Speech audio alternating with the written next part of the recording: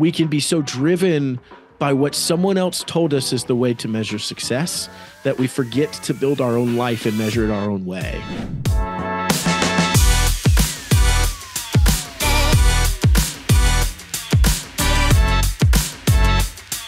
Welcome back to the show. My guest is Garrett Maroon, who is the co-host of the Faithful Agent podcast. Well, welcome to the show, Garrett. Yeah, brother. Thanks for having me, man. I was joking before we started that I'm going to try and keep up with the banter that you and your co-hosts have on your show. I was recently on. It was a lot of fun, you guys tell dad jokes or Christian dad jokes at the beginning of yours. That's right. Christian dad jokes. Yeah. Well, so the hardest part, I was just joking with you, Remington, but so Tyler went to University of Virginia, one of the top public schools. So he was like a biochem major or whatever. He played professional baseball eventually, but so he's like this genius. So on the show, he always uses words that I'll make fun of him. Like, that's not a word, or that's not how you pronounce it. And I'll look later and be like, I was totally wrong. Oh, he always makes me look bad. Yeah. He's just way smarter than me, but no, we have a good time, man. Yeah, it's funny. You guys have great banter, definitely back and forth. I would definitely check out their podcast, The Faithful Agent. What I want to talk to you about is a couple things. You're writing a book right now, but to even get to the point where you're writing a book, you got to be successful in real estate. But success comes in different forms. And what we talked about when I was on your show is defining that success. And I want to spin this back on you because you started in 2014, went on your own in 2016, started with 40 people in your database and sold 27 homes, which is phenomenal. In 2021, you stepped out of production, scaled down to one agent, one admin, and you've been out of production ever since. But your team is 100% referral, right? I see that like this last year, 2022, 9,000% ROI. Yeah. That's right. It's good. So that's, I mean, a lot of people I think say they're referral based only, but they're not. I think your formula is created because of what your definition of success is. So why don't you dig into your whole realization as you were growing up through real estate? Yeah, man. So gosh, it's been a crazy journey, right? I think anybody would think that way, but I was so fortunate, brother. I came in 2014, my first full year, 2015, did 27 transactions. After that, did 50 and haven't done fewer since then. But, you know, as you said, I started with 40 people in my database. I'm not from here where I live now in Newport News, Virginia. It's not where I grew up, anything like that. And so I didn't have a very large database, but I came in and I took all the classes that you're supposed to take, right? I mean, I went to cold calling, open house, door knocking, all those things, but I had at least enough. I was 27. I had enough awareness to say, if in 5 years I wake up and my business has been built on door knocking, I'm not going to like it. And so I should build a business. If I can even do this, at the time I didn't know. If I can even do this, I should build a business the way that aligns with me. I don't know if I would use that exact language at the time, right? You know, certainly it's language I use now, and so I was really fortunate, and I went in and I just said, man, I gave myself 3 months and said, if I don't sell a home within 3 months, my wife and I agreed I'd quit. Well, 3 months comes and goes. I sold nothing. And I remember going home that night and saying, Rachel, I think I can figure this out. You know, you don't know. You think you're terrible at this. You have no idea what's going on. And I said, I think I can figure out, can I get another 3 months? And thankfully, she was gracious and said, yes. Well, 5.5 months in is when I finally got that first contract. And it kind of snowballed from there. But man, I just was grateful that I had enough wherewithal early on to say, I just want to master one thing. It's got to be relationships, because that's who I am. And if it's going to work, it's got to work that way, or else I don't even want it. And so, man, that's all I've done ever since 2014, 9.5 years. Well, you know, one thing that I've noticed about you, because we're at an advantage that I was actually able to be, this is the second podcast that we filmed. I've seen you be a host, and I've seen you now be a guest, and you are that genuine person where you actually make people feel really good about themselves when you're talking to them. I think that's a feature that I've noticed that you have, and I don't think everyone has that. So you mastering relationships, I feel like that might be at the forefront, is just making other people the star of your show, even when you're technically the star of the show today. Yeah, no, I appreciate that, brother. I mean, I think when I'm teaching, I'll say, you know, look, if you're this fuzzy fluffy bunny, work by relationships, right? If you're this shark that's trying to eat everyone, then maybe this shouldn't be the way that you go, right? It's got to align with your personality. It's got to align with the fit of who you are. But I do think, I mean, there's so much to the concept of your job as an agent, your job as anyone who I think is going to be successful, like you've done, is you recognize that you're a guide to the hero's story. And the hero is not me. The hero is you. The hero is the client. The hero is whomever. And so if I can have that heart posture that every time I show up, my goal is to show up as their guide, right? The story's not being told about me. I might play a small part in their story. I think it postures us appropriately, right? And it helps us stay. We are in a very vain industry, right? And I struggle with it too. But I think it helps us posture our hearts in a place of humility, and people respond to that. That's what they desire, man. You are telling their story. This is their story that's being written about them, and they can only be one hero in that story, right? And they want it to be them. So I think if you have that posture, it really makes a difference. You say it's a vain industry, and I think it's a fine line, right? Because you're telling someone that you need to, in order to sell houses, you have to sell yourself. In order to sell yourself, you need to come off as someone who is professional, someone who is knowledgeable, someone who will get the job done. And sometimes there is ego that comes into that because you have to have a little bit of swagger to convince somebody that you're going to accomplish what it is that you're going to say, what you said you would do. So what happens then is, ego takes over, and then you become almost an egomaniac. And I bet every single realtor listening to this, or even someone on the other side, on the vendor side, who's built a big business, has gone through an ebb and flow of letting ego take over and becoming that monster and reeling it back and being a little bit more humble in your approach or your marketing, or maybe you don't. Maybe you let ego in for then on out. I mean, that's real producers. We talk about that. The healthy ego, the friendly competition is one of the things that drives the magazine. Yeah. I think, and I would agree with all that. I would caveat the most important function, in my opinion, if you're going to be successful, is to be relatable. That to me is more impactful than anything else. And it doesn't require vanity. In fact, I would say it's the opposite of that. Is, again, at the end of the day, if I'm sitting across whomever it is, we just had our windows replaced. The first guy that came was, I'm a great salesperson. I do this and blah, blah, blah. And he was there for like 3 hours. My kids, we've got 4 little kids, right? The kids are crying. It's dinner time. Like, he's just there. He's kind of in the way. The next guy that comes, he shows up, and he comes in and he notices our kids are running around and crazy. He goes, bro, I've got kids, man. Would it help you if I just walked around? I'll measure the windows and I'll email you a quote, right? I was like, oh, it'd be amazing. Well, who did I go with? I went with that guy, right? He was relatable. Like, he understood me. He got me. He related to me. And I would say that is the key. Even the person that shows up with the vanity or the fast car, the slick backed hair, the nice suit, with those things are okay. You be you, right? If that's not right, you, don't be that. If it is you, great. But even the person that shows up in that way, it is very difficult to strong arm someone to give you their business. It is, even in that context, there has to be a degree of relatability. If I feel like, I say when I'm teaching, people refer you if they like you and they are like you, right? So we've got to make it known Jesse, my agent on my team, loves to fish. So we said, I told him, dude, we're going to go all in on that then. Right. I want you to build a business how you're naturally going to show up. So he was fishing. What did we do? He started a Facebook group called Real Estate, REEL, right? A play on fishing. And I just said, all you're going to do is invite people into your world. He had 40 people in that group. It was 38 people in that group. The first year, Facebook group, posted once a week. He got 7 closed deals out of that, right? Wow. Because these are people that say, dude, I am like you, and I like you because you're posting these things, you're inviting me in. So anyways, so that Facebook, can I dig into that for a second? Please, absolutely. So I imagine you actually know more specifics. So what did he talk about in that?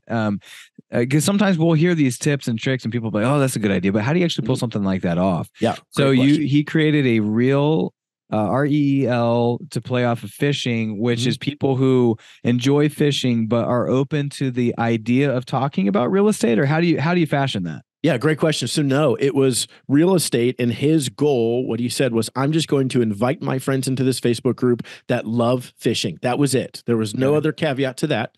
And so what his plan was, so I don't know the fishing world very well, but apparently people that fish don't like to share, their secret spots or whatever where they find all the fish, right? Well, so he said, no, I'm not going to be that guy. I'm going to get on there, and every time I'm fishing, I'm going to take a picture of me, and I'm going to flat out tell these people, here's exactly where I was, where I found all of these amazing fish. You guys should go, right? He invited people. Hey guys, I'm going out whenever. I'm going out Friday morning. I've got 2 spots on my boat. Who wants to come with me? Right. It literally wasn't about real estate. The only time he posted about real estate is when someone in the group had referred him to somebody that bought it home. He posted a picture with them and just said, hey, we just closed on this home for so-and-so, thanks to, Remington, who referred us to it. That was it. Yeah, that's great. Nothing to do with real estate. It was literally, he was becoming more relatable to these people.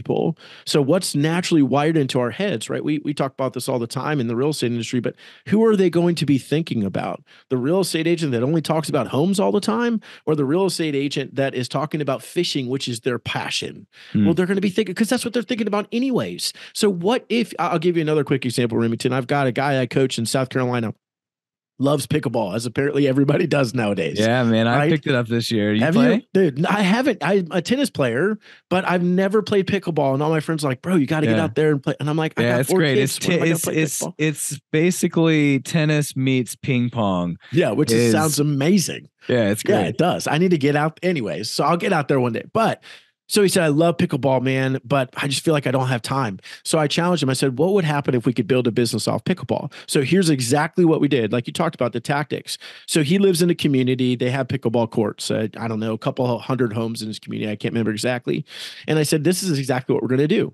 The people in your community probably want to have some pickleball tournament or a pickleball league, right? Who doesn't want to do that? You're going to be the guy that organizes. And what we're going to do is they're going to sign up for it. It's going to be a link on your website, his website /pickleball. They're going to go there. They're going to sign up there to get all the information. Every time they have a match, it's going to be posted on your website, right? And twice during the season, you're going to have a social. They get together. You're going to buy pizzas, whatever. It's cheap. I hate spending money. So it's not expensive. What happened was he became the connector of something they were already passionate about. So what happens? Are people passionate about talking about the real estate market? No. Are they curious? Sure they are. They're not passionate about it. What are they passionate about? Pickleball. What was he passionate about? Pickleball. Well, brother, we just got to build it in a way that you are the guy that they think of when they're trying to put together this pickleball league. Hey, you should join our pickleball league. It's amazing. Yeah, this guy, Evan, he's a local agent or something. His name's Evan. This local agent or something, he put it together. It's been really cool, right? That's how we start to build relationships and meet people where they are and be relatable. Those are the kinds of people that others want to refer or work with, right? So I think we've got to be really intentional with how we show up and how we invite people into our everyday life. I think that's absolutely crucial. Yeah, I would agree with that. And I like the fact that you're creating yourself as a centerpiece of connecting everyone. I think about my my trainer. He's a phenomenal connector, right? I can't remember which Malcolm Gladwell book that was, maybe Tipping Point, where he talks about connectors and mavens. The connector the real estate agent should always be the connector. Like if you're doing your job right and you're moving someone, especially if it's someone moving into a new place and they're trying to figure out who their doctors, dentists, where they're going to eat for breakfast, where the best donuts place are, like you should be the one-stop shop. Just like for real producers, we want to be the one-stop shop when a realtor comes and they need something done. We want to have every single thing and every single file ready, because then that's us bringing value back every single time. But here's my question. So if you have someone who creates a pickleball Facebook group or tournament or whatever, you are at the center of that, you are that guy. How do you then start dropping hints? Because I think a horror story would be, I did all that, and then someone says, oh, I didn't even know you were an agent. I just sold my house with, XYZ. So like, how do you, that's the first step, is creating it, becoming the centerpiece of that thing. Then if you're not posting every day on a regular basis, annoying people with your listings and your real estate knowledge, how then do you groom that relationship and that, stardom of that page or whatever, to let people know that you are there if they need real estate help?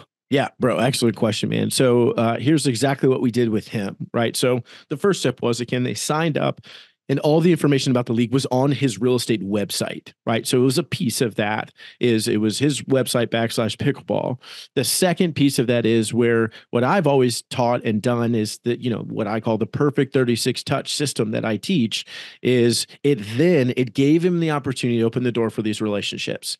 How natural is it to say, dude, I love pickleball. You love pickleball. I started the pickleball league, right? And you're like, hey, it's a pleasure to meet you. Thanks for coming out for our pickleball league, whatever. He's out there playing the matches, whatever. Oh, you're the guy that started. Yeah, put it all together. Oh, so cool. Hey, what do you do for a living? Right? That's such a natural. Oh, I'm a real estate agent. Oh, that's amazing. Blah, blah, whatever. And then he moves into what I call the qualifying question, which is, yeah, it's been great. I love this community. I'm sure you do too. Hey, by the way, if you knew someone thinking of buying or selling a home, do you have an agent you refer them to? Right? That's it. Most of them, a significant number, say, I don't know anybody. Hey, I'd love to stay in touch. And, I could go through a whole dialogue, but I'd love to stay in touch. At that point, what has happened? You have brought them significant value.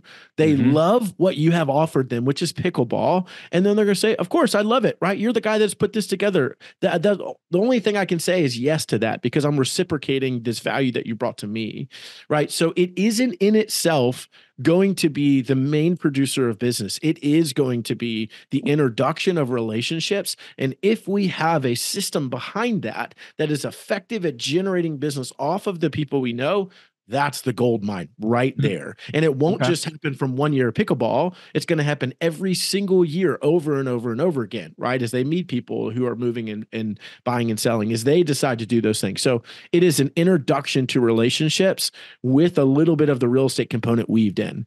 It'd be really interesting, and maybe you've done this, but like if you take someone and instead of just doing this one thing like pickleball, maybe doing 5 different ones, right? So like doing a drill where you have someone write down their 5 biggest hobbies. Maybe it's crocheting, basketball, and then you name like 5 hobbies. And then you create whatever, a tournament or a Facebook group, or maybe all those things in one. And one person can do this. I'm imagining like all you're doing is connecting with the same amount of people, but now you're doing it in a niche way where you are very intentional about what you're talking to said person. Right. I wonder what that would look like. I mean, it seems like you've kind of tapped into that in your coaching. Yeah, 100%. I mean, I think at the end of the day, again, and this is what my book is about, and this is what I try to teach, but your job is not to become what the industry has told you to become. Your job is to figure out who you are and be excellent at that, right? That's your job. You were wired, Jesse was wired to love fishing. I don't. It doesn't make me or him better than the other person, right? He just does. So what should he do? He should capitalize. He should become excellent at that, and he should invite people in. There was a woman I was coaching, and she loved to go on walks, right? She's a stay-at-home mom, but also an agent, loved to go on walks during the day. So I said, well, great. Are there other moms in your neighborhood? Yes. Why don't you invite them to go on a walk with you, right? Just start there. And then we leveled it up. To your point, how do they know that you're an agent? Then we leveled it up to once a month, that walking group. It was called Moving. What was it called? Moving Moms in the 803. Right. So it had that play on real estate too. But once a month, what would they do? They would go to a local new construction community. They'd walk it. That was their walk. But then she had planned to go walk through the model and she could get into it and open it. Right. So it's just this.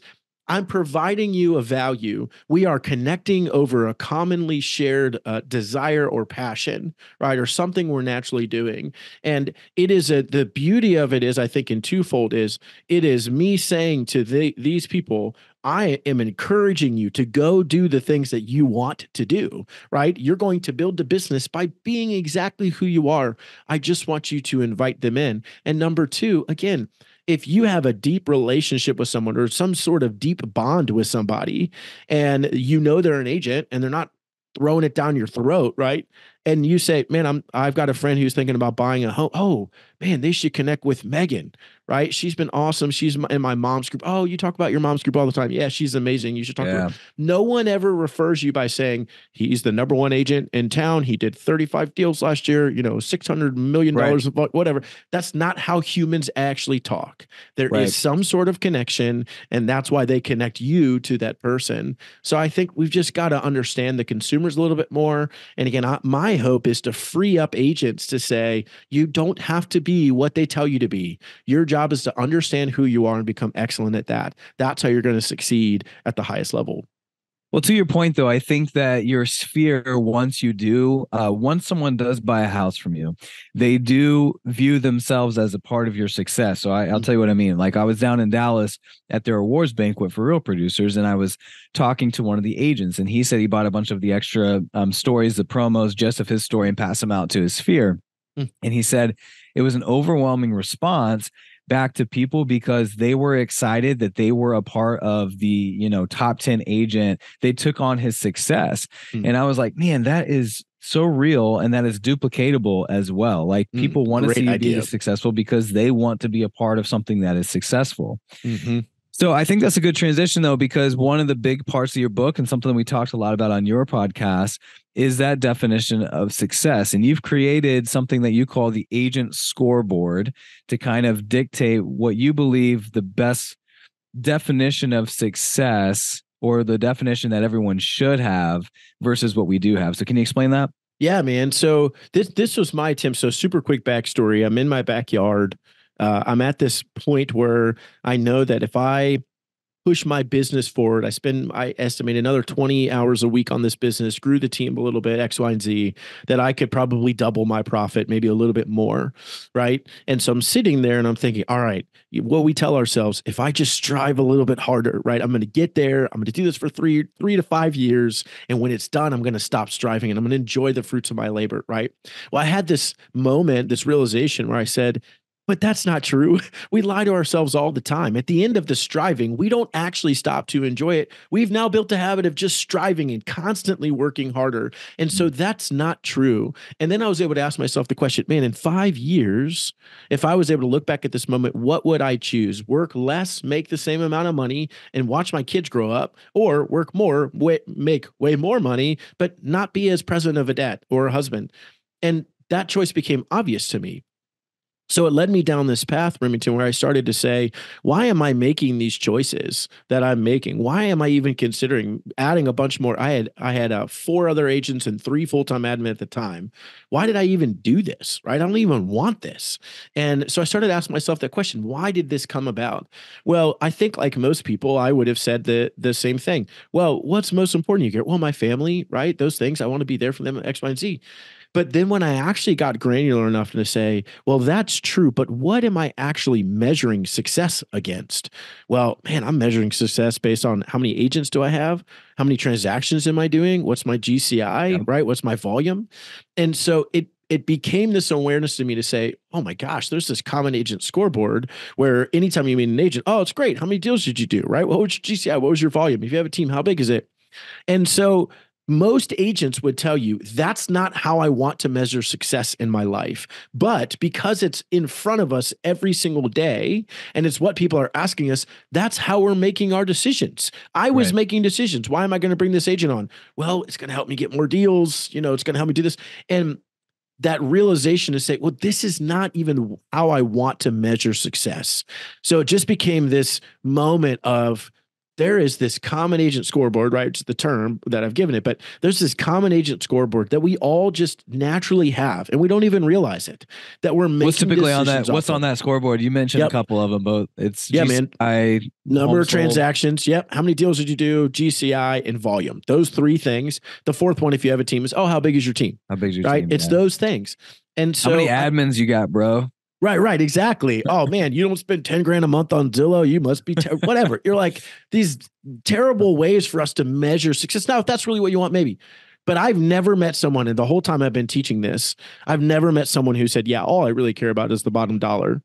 Right. No one ever says it, but that's how we're making decisions. So, for example, I'm sharing this in a class I'm teaching. Agent comes up to me afterwards, Remington, and she says, man, that idea of the scoreboard was really impactful to me. I did 55 deals last year, Garrett. But when I was stopping, or when you were talking about the scoreboard, I stopped to think, yeah, I did 55 deals last year, but I never picked my daughter up from school. That's what I really want. That's how I really measure success. So she changed her scoreboard. She literally said, my new goal is not 55 deals, it's 30 deals. So I can pick my daughter up from school every day. The point is this, right? You get to determine what that is, but we fall into the measurement of success, right? In this industry, we aren't the ones that are actively choosing it. And my personal scoreboard went from deals, blah, blah, blah, all those things to I'm going to take Fridays off. I'm going to have a date with my wife right in the middle of the week. And I'm going to never work, or I said Fridays, I'm never going to work past 5, right? Those are the 3 things that changed for me. And that's how I measure success. So now I'm literally looking at it right here. Now, when I make decisions, and I made my team really small on purpose, but let's say an agent wanted to join my team, I would filter through, okay, if this agent joins my team, do I still get to take Fridays off? Can I have a date with my wife, right? Will I stop working at 5? If the answer is no to any of those, it's not the right thing. Right. We can be so driven by what someone else told us is the way to measure success that we forget to build our own life and measure it our own way. And I think that's the key. Is I just desire for myself, desire an industry that has chosen the things they will define success off of. And then show me, this is what I chose, and then go build a business that serves those things.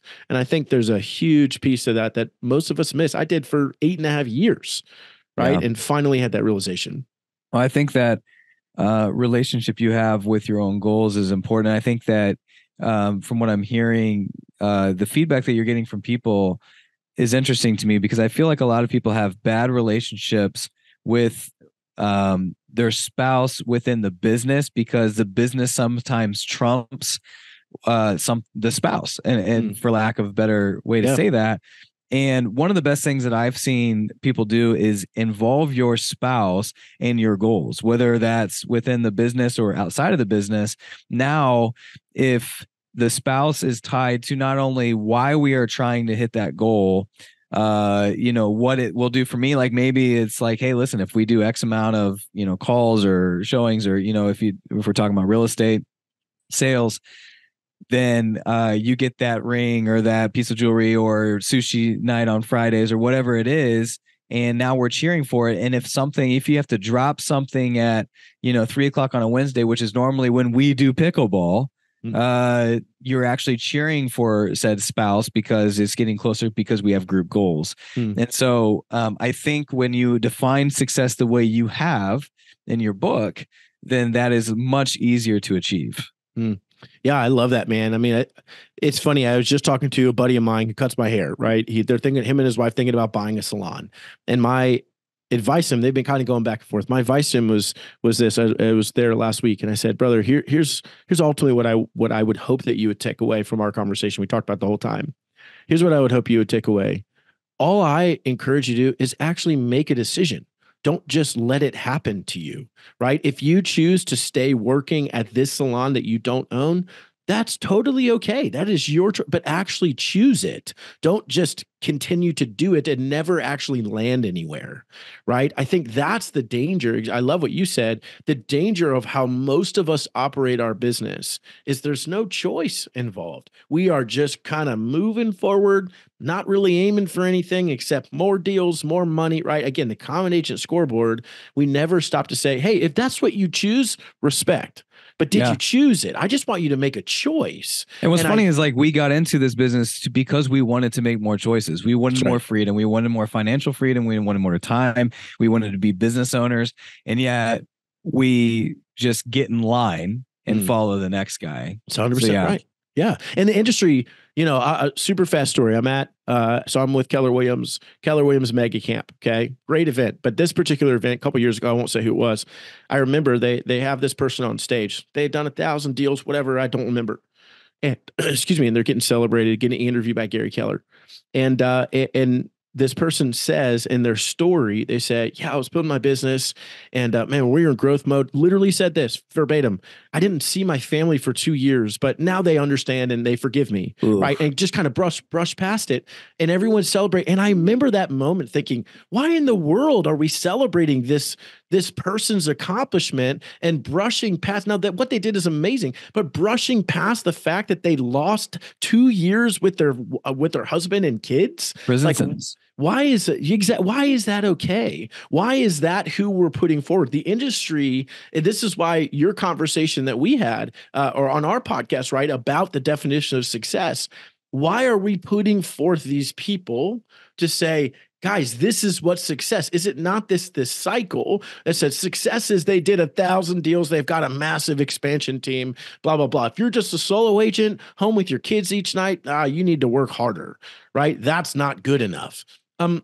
That's totally not true, right? Success has a different measurement, and we all know it. And even this person would have said, I wish I hadn't missed those 2 years, right? Even they would measure success differently. What happened? They got caught in this cycle that says, if you want to be celebrated in this industry, this is what is necessary. You better have a big team. You better have X, Y, and Z. You better make $1 million GC. You better, whatever it is, you've better do these things, or there is no success definition here. And then it misses all of the people that are working hard, 20 homes a year, whatever it is, and they're dropping their kid off and they're picking them up at school later on the day, or whatever it is. I would look at them and say, good for you, right? You're doing it. You're actually living the life. Exactly what you just said, Remington. You're actually living the life you intended to live by going into this business. And I have so much respect for that, right? It shouldn't be measured solely by deals, transactions, GCI volume. That's not the only way to measure success. Well, you've been so passionate about this one topic that you actually started a movement, a Faithful Agent Christian podcast. We got 1 minute. Tell me about the podcast. Yeah, man. So yeah, my heart is for anybody, but specifically launched this for Christians in the real estate space to grow their business and grow their faith.